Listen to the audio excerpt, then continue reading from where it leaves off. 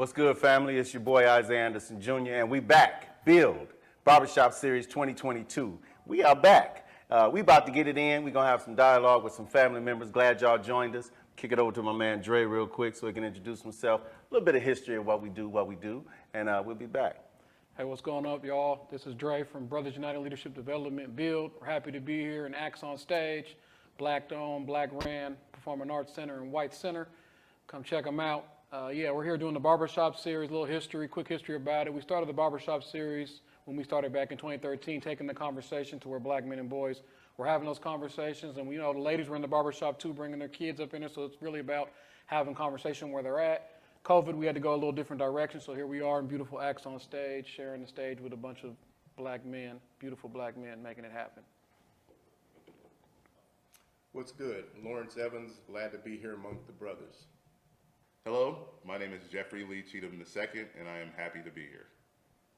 Hey, what's up, y'all? My name is John Page, and it's good to be here. Yo, what's up, y'all? This is Jace E. Cage, one half of Black-Stax. It's a pleasure to be here to have a great conversation with these brothers. All right, fam, we glad y'all joined us. I want to thank all these brothers for coming in. Tonight's episode is going to be entitled That of Black Legacies. Are they being left? Who's leaving them? What do they look like?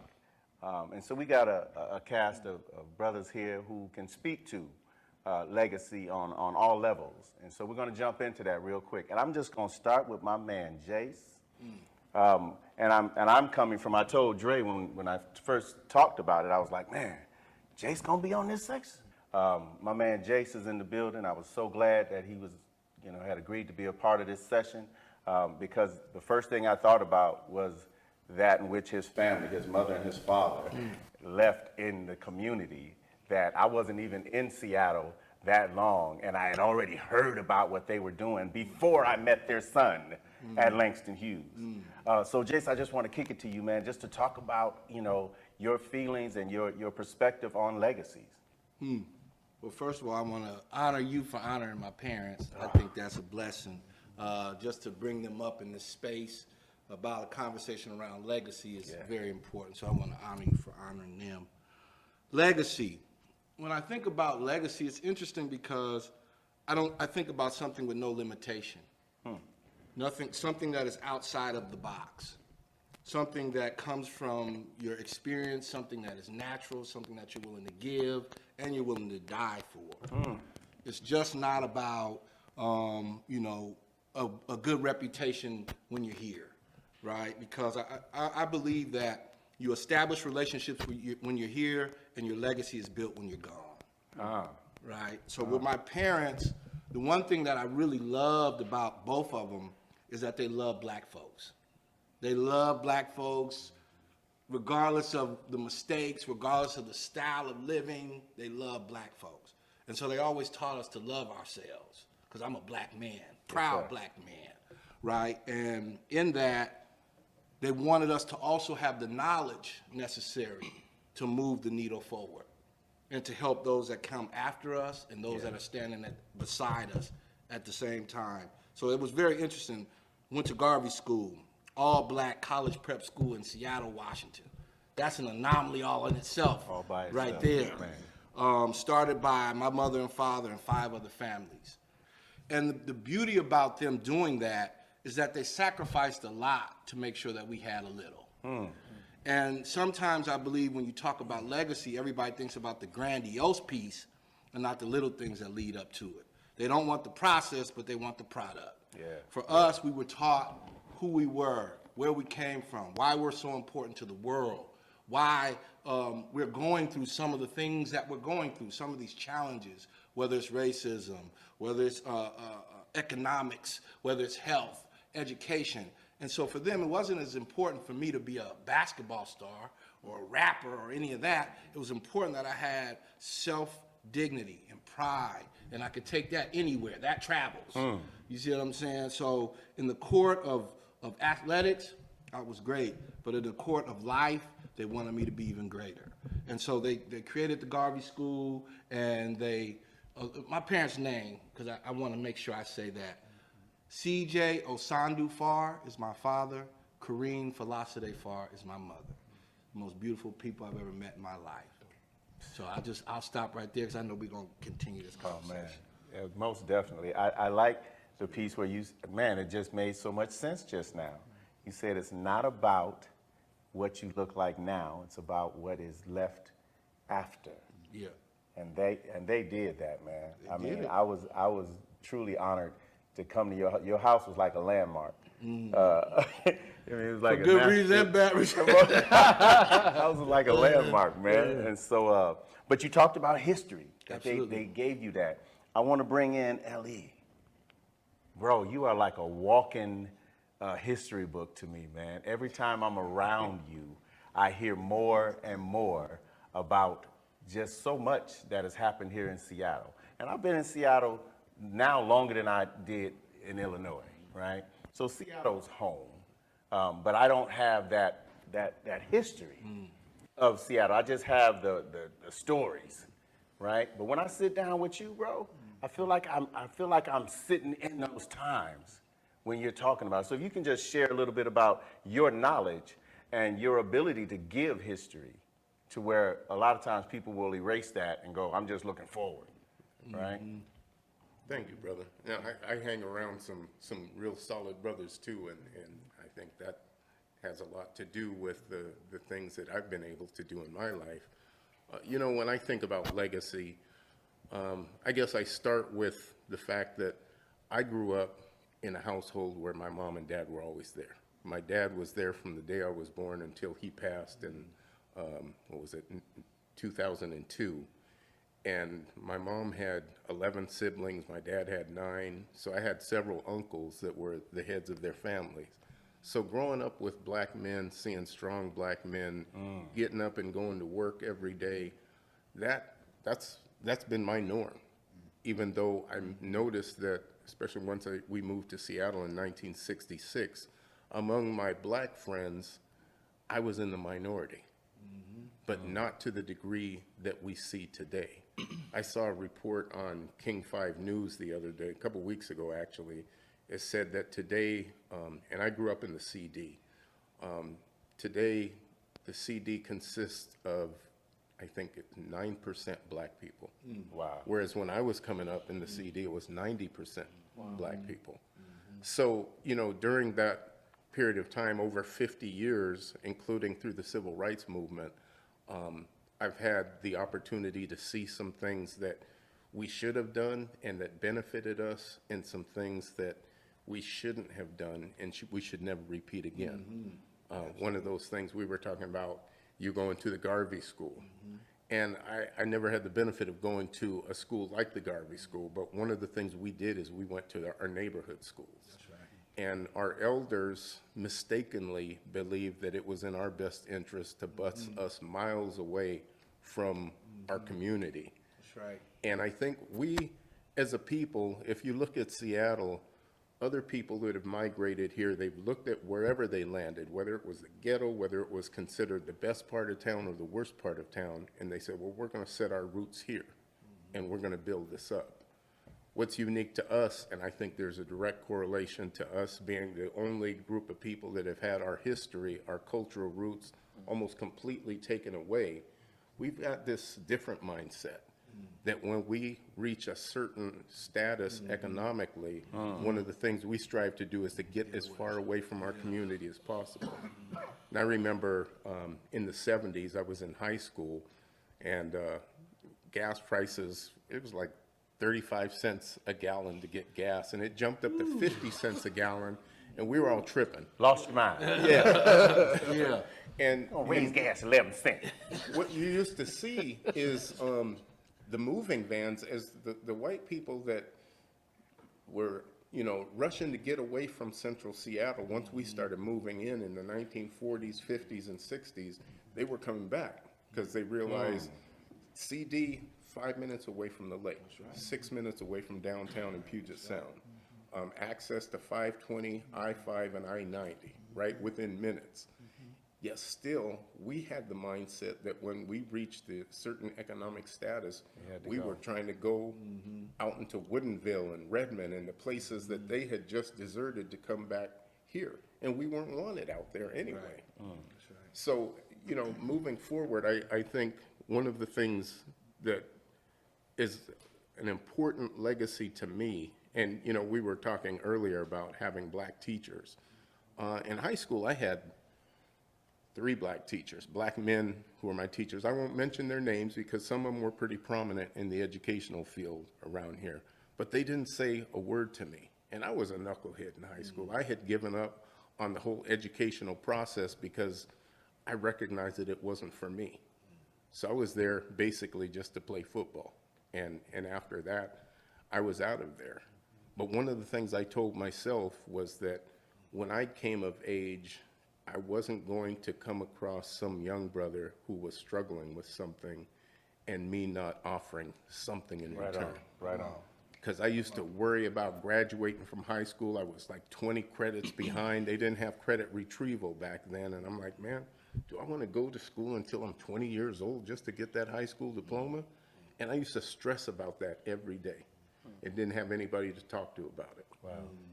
While my dad was there, he was old school. You know, he didn't say he worked like 2 jobs for most of my life.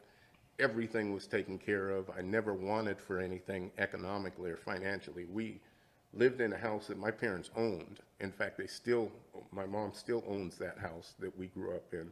Again, a little bit different than a lot of the brothers and sisters that I grew up with, who, by the way, when a little bit of money was dangled in front of them after their parents had passed on, they sold that property. And as a result, today the CD is 9% African American.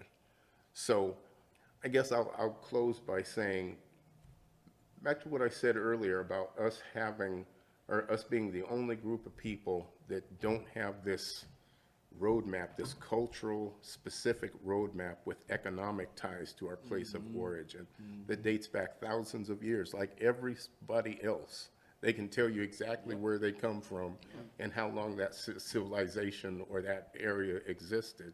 And there's rites of passages, there's languages, there's customs, there's traditions. There's a protective factor that comes along with that knowledge. Yeah. And because we're the only group of people that don't have that, we have to make special accommodations to establish our legacy. Is it unfair? There's never been anything fair about this country. It wasn't designed to be fair. Are we capable of doing that? Without a doubt. We've got people around the world that look at us. They see things within us that we don't even see, and they emulate our behavior. Absolutely. And if we could only see that, we'd be all right. Man, that's Man in that heavy. mirror. Yeah. That's heavy. While you were talking, I thought to myself when you said we were the only people who didn't get a chance to, right? The only thing I could think of was, you mean we were driving around without no insurance? We're the only people that didn't have insurance. Everybody else had something they could fall back. Oh, that happened, we good. And not us. That's heavy. Thank you, brother. Thank you. JP, you know I'm coming to you right after I go to Larry, man. I got to come to you because when we start talking about historians, right, I bring you up after him because of the difference in the backgrounds, right? You guys kind of traveled pretty much. We were talking earlier about a lot of us experiencing the same thing, but because we don't speak the same language, we don't never know it. We never know it. It's like, oh, right? He could be dealing with, because I can't understand you, we can't communicate, we don't have a relationship, I dismissed it. But I don't want to dismiss you and the road you've traveled to get to where you are. So if you don't mind sharing, brother. Yeah, it's good to be here, man. It's it's always good to to have these rich conversations with brothers. These conversations are really, really rich and fruitful. And thinking about legacy, I'm going to start at legacy. My first thought was, I'm too busy to worry about my legacy. I think the legacy, whatever I leave, whatever I do, and to be up to history and folk who come after me to kind of put that in balance or reconcile it in any kind of way, right? I think of the legacy, and it's bigger than my family. You know, I can't carry the Page name, but I think about my mom and my sister, and they both died. They both died about 26 years ago. And, you know, I just bought a crib, and my whole orientation and all of my sensibilities come from those black females. Right? And that's what they've sold into me and into what I bring to all of my relationships, especially with brothers. And so I find myself in this place now, Isiah, of reconciling, because I remember the distinct point in time, because I was so socialized in a household full of feminine energy. I remember a distinct point in time when denying that energy, because it wasn't cool. It would, and I could play football, right? I still could play football. I could you know, I could rank and score. You know, I still had this masculine thing, the things that the little boys do in my hood. But I also had that feminine thing, right? You know, I love like stuff that we are socialized believe are deeply feminine. Right. And I love to read. You know, I could play jacks. Playing jacks was the big thing. I could play jacks, right? And so, but I remember the point in time when I denied that. So when I think about legacy, you know, I'm not sure at this point of the conversation how much I have to add, but when I think about legacy, I think about what was put into me from my mother, my sister, and my grandmothers, right, on both sides. Sonora Elam. My mom's name was Janice Elam. Sister's name was Phyllis Austin Page. Phyllis Page Austin, she married. But Sonora Elam, Beulah May Page, right, are my maternal and my paternal grandparents. You know, and I just can't, you know, I think with all this male energy in here, I think sometimes, especially as brothers, me and Larry talk about this all the time, is all the different fissures, right, and chasms, and all this stuff is artificial anyway, right? It's all artificial, right? But it's really, really real because we're disconnected from, you know, there's this thing around native-born black people and black people born in Africa, this thing around black males, black females, especially in institutions that we all have to deal with. So I appreciate it, Isiah. Really. Right on, right on. And this is just an infomercial. You heard Larry say crib. For those of you who don't know, in the late 60s and the 70s, that was a home. And now we're going to get back to the show. I don't know, they might have came back to crib. They might be talking cribs now, I don't know. Right. But we're going to keep going. I thank you, brother, so much. We are enjoying this conversation. I do want to turn now, and I purposely just want Dré and Jeffrey to know I purposely left y'all last because you're the youngins. You're the youngins. Well, hold up then. Why was I first then?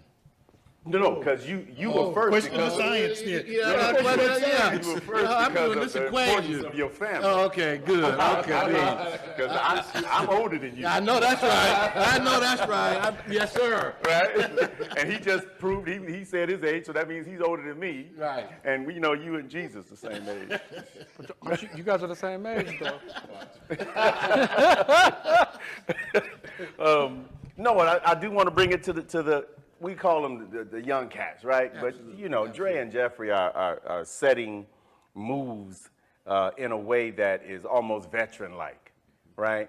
I'm going to go to you, Cheatham, because you are doing something that's non-traditional, right, for black men. And you've spoke on it a million times, but I'm going to ask you if you could speak on it again, right? You said earlier about football and all of that.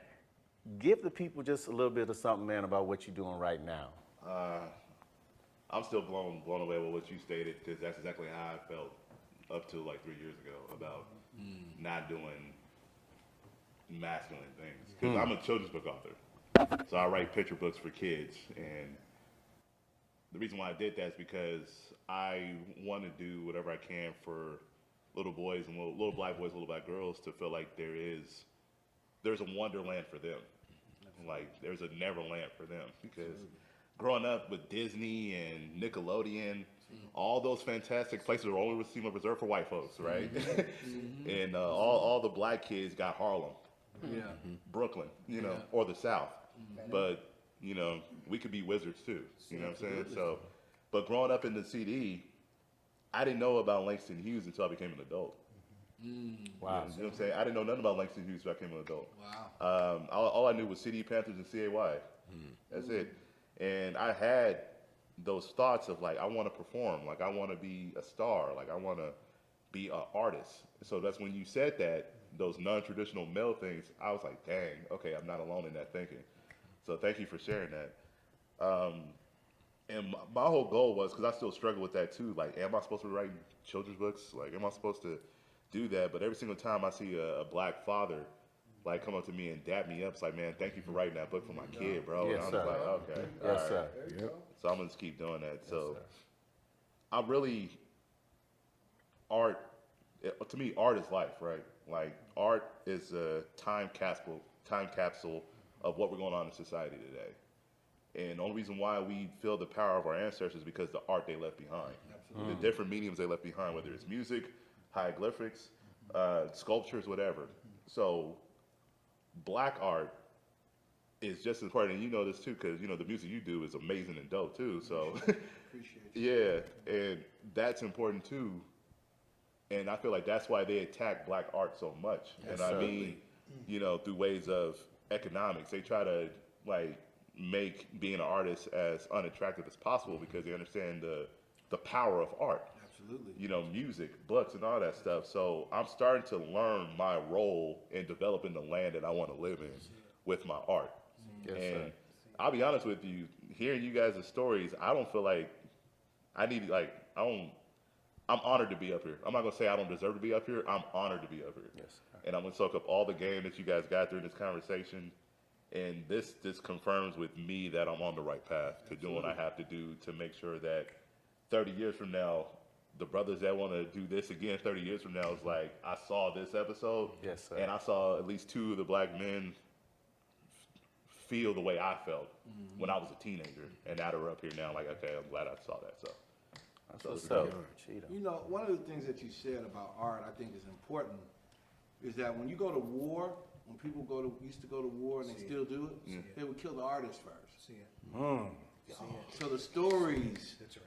wouldn't be told. See it. So the rhythm is cut. That's The right. tempo is messed up. The culture. The culture is screwed up. If you can affect the art, See it. you can affect the people. See it. And they know that. That's why they love our art all over the world too. whether they take it. So when you talked about that, it just made me think about that. When you go to war, they kill the artists, the authors, the performers, the speakers, not just the revolutionaries, not just the soldiers. They got to destroy the culture, and you do that by destroying the art. So it's very important what you're doing and showing our young black folks, these children that are coming up, y'all can be whatever you want to be. Matter of fact, y'all been whatever you want to be. Your ancestors have already showed you that. Now it's time for us to bring it back to them. Facts. They're the ones who, you know, are going to be the ones running the world. That's what's up. So I just wanted to say that. Thank you, man. Absolutely. And now I come to my man, Doctor. I call him Dr. Dré. You know, he's been, you know, called a lot of things, not by me. But no, I wanted to have you speak on your place in leaving a legacy for your son. You are big on making sure, because I'm one of those people that believe, you know, in life you're either going to do what was done to you or the opposite of what was done to you, right? And so very few of us get an opportunity until it's way too late to do opposite, especially if what was done to us was a negative. We're like, right? A lot of times it comes along way later. But Dré, young man, right? Father, entrepreneur, you know, you're making things happen. Talk to us a little bit about the legacy that you're in the process of building for your son and your family. Yeah, and I think this is a reflection of it right here. And before I answer the question, I want to tap in on some of the stuff that I've heard. You know, especially starting with Brother Larry, like, you know, us being stripped of our culture, that's our legacy. And then, you know, we came with hip hop, that was our art, and then they hijacked it and monetized it, right? Absolutely. And now, you know, white kids, Asian kids, immigrants, they all listen to hip hop, it's the biggest thing, but we live the lyrics. Right. You know what I'm saying? Because we don't have the cultural snapback. We don't have the rites of passage. We don't really know who we are, so it's a way to art's a way to control people too, right? And then they're going to decide what's hot, what's not. You know, it's not really us deciding what's hot, and so that intake. So that's one thing I did. I remember I heard when I first met Larry, we would go to community meetings, and I heard you talk about White King and his father, how he would take his books. So I did that to my son. Like, hey, these are important, taking these. And so that reverse psychology, and then making sure even to date I don't listen to rap with my son. You know, we listen to funk, we listen to jazz, we listen to that type of stuff. Today he's about to be 14 in July. And, you know, so really understanding that and taking those, and I didn't have a dad, so I didn't, you know, I feel like my role as a parent, all of our roles as parents is to take the good from your folks or the community around you and amplify that and remove the bad, right? As much as bad as possible, much as the negative stuff as possible from your parents. We all got it, from community, from movies, all the stuff we've been socialized, to try to remove that away from as much as possible. And so that's what I've tried to do with my son, and tried to make investments, you know, even in his education, like, you know, making sure that I went to Seattle Public Schools. I went to 10 schools between kindergarten and 12th grade. That's way out of pocket. Absolutely. Right? And anybody that knows me knows I ain't stupid.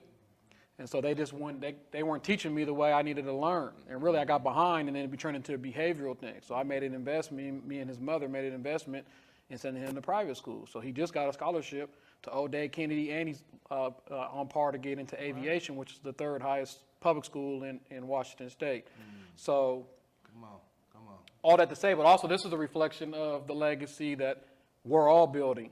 You know, this is all an offset of the legacy of my brother who passed away in 2004. That's how I got in. That's how I met Larry. That's how I met John. That's how we threw the block party. That's how I met AC, who honored Jace at our Father's Day. 4 of you guys have been honored at our Father's Day events. That's legacy. Our Mother's Day event that we kicked off in the name of Lottie Cross. That's legacy, right? Me seeing this brother doing things. Okay, let me offer some of the resources that we have access to continue the work that he's doing, right? So that's legacy. So that's really what I want to do. And ultimately, I know if something happens to me, my AJ is going to be good. You know what I'm saying? So that's really the legacy that I want to leave, not only for my son, but for your daughter, your son, your granddaughter, you know what I'm saying, your kids, you know, your grandkids. That's really what it is. How do we build community and try to have a place where we can, everybody's talking about how we can thrive. That's what we focus on. I grew up in recreation, so how can we have recreation, fun activities? They ain't always got to be something super difficult, right? Let's just all come together. Let's watch a movie. Let's break bread. You know, let's listen to some music or whatever, take a walk or whatever. So how can we just do fun, black, joyful things? Sometimes we make things so difficult. They got to be all analytical, and folks want to pontificate. I think JP said people want to pontificate. You know, they want to act like they smarter than what they really are. You know what I'm saying? And so at the end of the day, it's not really that difficult, right? It's really about spending time with each other, building relationships, having fun, and that's, to me, that's the legacy. So if the seeds that I got from Larry and JP and Jace and Isiah and Jeffrey, and also we're spreading each other, because like Isiah said, he didn't say this, what he always says, you're either in life, you're either a teacher or a student. No matter what you're doing, you're either teaching somebody something or you're learning. And if you ain't doing either one of those, the cast is probably closed. Yeah. You know what I'm saying? Yeah. And if you think you ain't got to do one of those, it's over. I mean, You're walking dead. Yeah. You're just walking with a casket on. At the end of the day, so I think it's always a two-way street. I think Larry gets as much from me as I get from him. JP, it's really a relationship. It's not, you know, and same thing. I'm, you know, building a relationship with Jeffrey now. You know what I'm saying? Other folks. So how can we get folks to build our network? DQ behind the camera. Like, how can we get the network going so we can be resilient, have the resources, currency, coins? How can we get those things so we can really leverage the resources that we have to build the legacy? Otherwise, if it's this individualism, or I'm not doing it unless I got money, or we can't do this unless we got money. No, we got acts on stage. We got trucks. We got video equipment. We got DJs. We got facilitators. We got we got MCs. We got everything we need in our community. If we spend the time to build the trust, respect, and relationships, everything else, the currency is going to move around. Absolutely. I say the one thing, and I thank you for saying that, bro. The one thing I noticed, right, with building legacy, and I see a lot of people my age or younger, they think it's a microwave process. And that's why you see a lot of cats that are younger, they don't want to put the work in to build a legacy. Yes, sir. They think it's instantaneous. And just like you said 2004, this is 2022, and look what you guys, no pun intended, build already doing this stuff. And I think, and like, you know, you guys been around each other for years, and I'm soaking up everything I can because I've been around, you know, all you guys like bit by bit and crossing and just learning as I come along. I'm starting to understand that it's a life choice to build a legacy. But you, like I think someone mentioned earlier, you're not necessarily building a legacy. You're just trying to live your life. And if you do it in service of people, that's what builds legacy too. And so I'm just grateful for that because I've known you like off and on for a couple of years, and you and I really just started becoming close and cool the past couple of months, and I'm already eternally grateful for what you've done for me so far. So thank you so much. And Isiah, same goes to you too. So thank you guys so much. So this is dope. You know, and I wanted to say too, I think people think legacy is only when you do positive things. Legacy can be negative too. Yeah. You can have a negative legacy, Yes, sir. right? And so when people hear you talk about legacy, they say, well, you know, I'm not there yet. You here, so you there. What you mean? You ain't there, you right here. So you right there, right? And what you do is your legacy. 100. Regardless if it's everything is positive, and that somebody is watching. And a lot of times we get so caught up in the, oh, I gotta be positive, I gotta be this, I gotta be that. How about you just live? How about you just make a contribution? How about you just be accountable for your actions? And then we'll talk about what that means in the end. What that looks like. What it looks like. But right now, everything that I do is not positive. You know, the one, I have 4 daughters.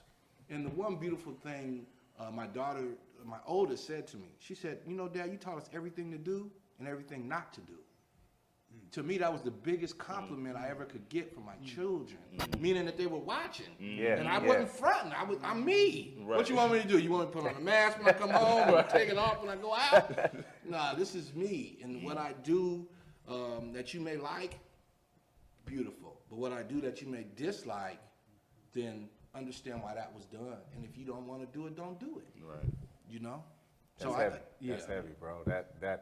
And I was staying away, purposely staying away from. Well, what's the negative aspect of our?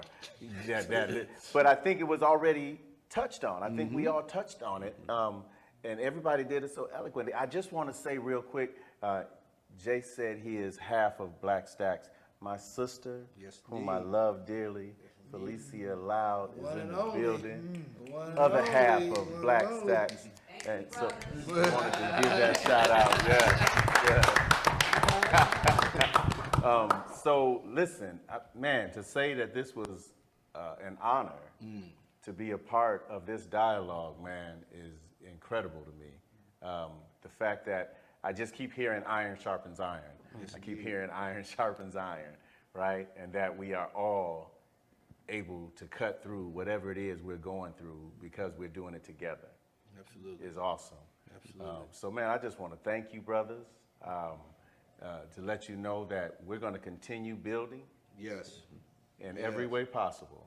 Here at Axon Stage, we're going to be building out in the community, and we just want all of you as well to join in and build with us.